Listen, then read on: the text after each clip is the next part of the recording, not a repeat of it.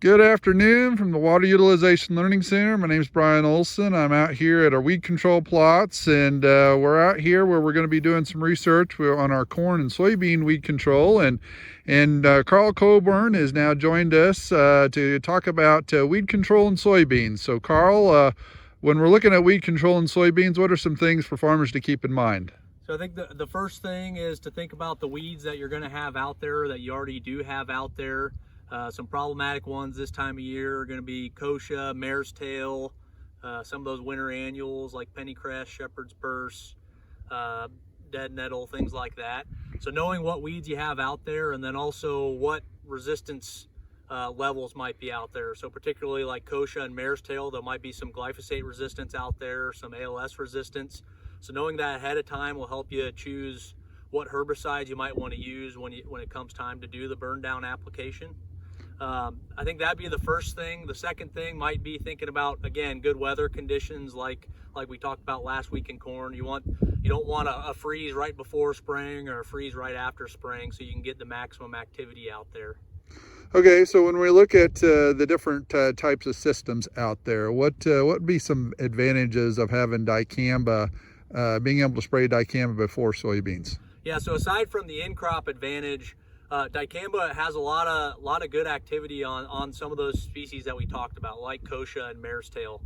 There is going to be some glyphosate resistance out there likely, and dicamba still does a really good job on those two species. So having the ability ahead of dicamba tolerant soybeans, if you are using the restricted use low volatility dicamba formulations, you can go from a half pound up to a pound of dicamba prior to planting. And so having that ability to increase the rate depending on how big the weeds are, maybe how thick they are out there, is a big benefit. But then you also get a soil activity benefit out of going from that half pound maybe up to 3/4 of a pound or a pound of dicamba, depending on what the weather does. That residual activity out of the dicamba can stretch out for quite a long time.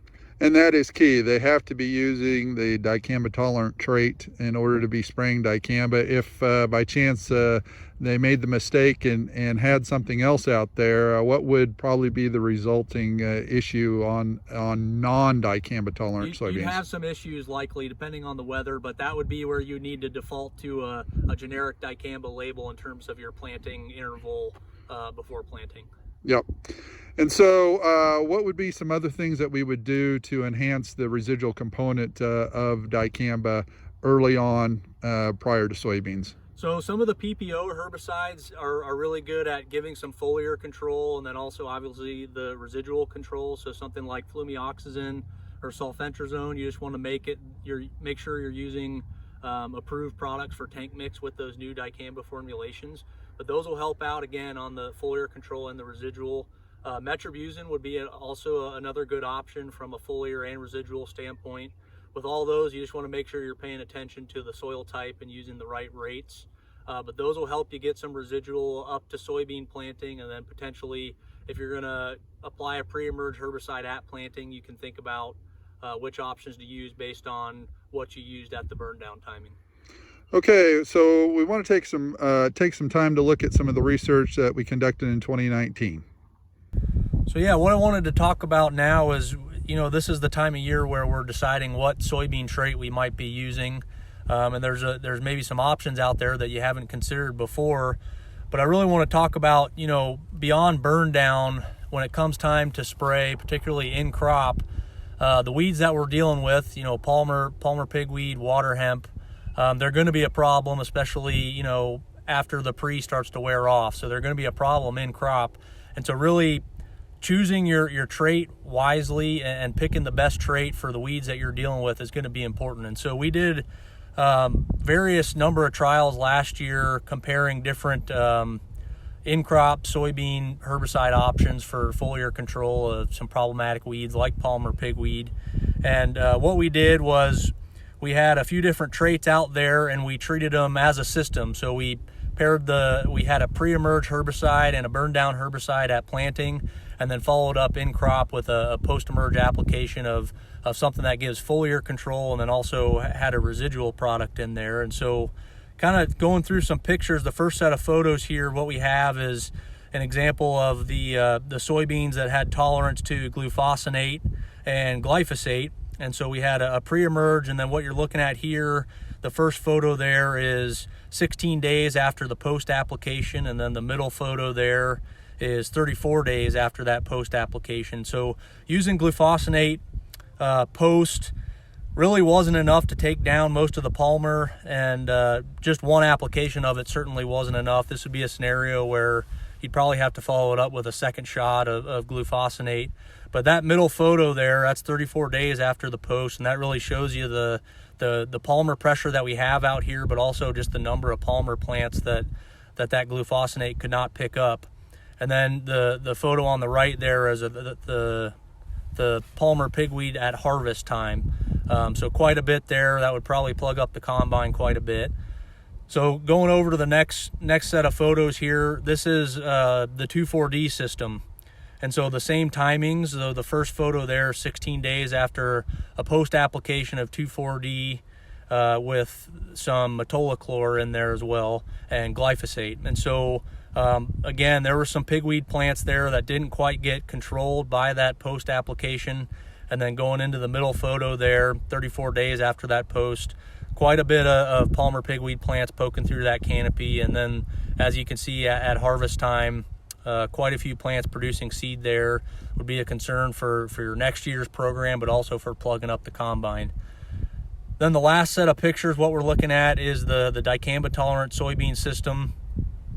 Really the highlighted photo there in the middle shows you the control that we had with dicamba and glyphosate, and then we had acetochlor in there as well. So a lot better takedown of the palmer pigweed that was in there. And then at harvest time, a very clean field. So this just gets to the takeaway of, we have these options to use dicamba at the burn down time, and that's a really big benefit. But really, we're going to decide what soybean trait we're going to use based on in-crop control. And when you look at the weeds we care about, again, palmer pigweed, water hemp, dicamba is going to have superior foliar control compared to some of the soybean options out there associated with other traits. So I think deciding now, thinking about the weeds that you have, and deciding what system is going to be best for you, and about the complete system, not just any one time a year, but how can you piece together burn down time, your pre-emerge application, and your in-crop application to get you to that good end goal of a clean field at the end of the year.